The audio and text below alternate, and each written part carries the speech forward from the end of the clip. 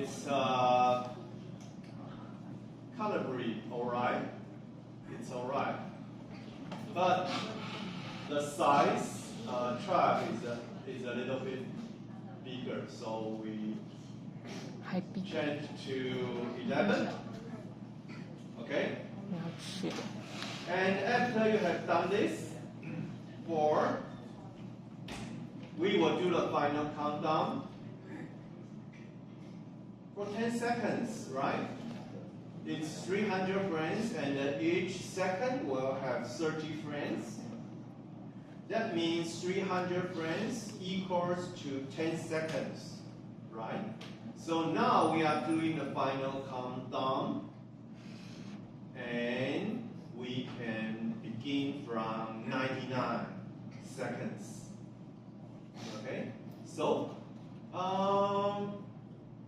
for the value, okay, we will type it to 99 in the first frame.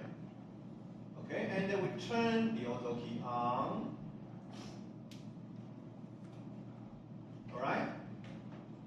And you can type U, University U for this layer, and then you can see now there is a channel, number channel, and with the auto key on, and the value is 99. Alright, and then we go to the last frame of this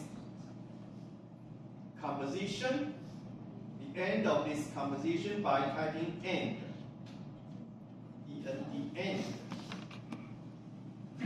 Alright, and then we give the value to 89, right? Because 10 seconds passed, right? So 89 seconds, right? 10 seconds. So the beginning is 99 and the end is 89. And after you have done this, you can preview. Okay, so now it's do the final countdown. Alright, but you can see the number is shaking, right? Why it's shaking is because this proportional spacing is on. So we turn it off. We don't need the proportional spacing. And again, you can see now the final countdown is working. Okay, so I would like to switch back to you, and please finish the final countdown, and we will have 10 minutes break.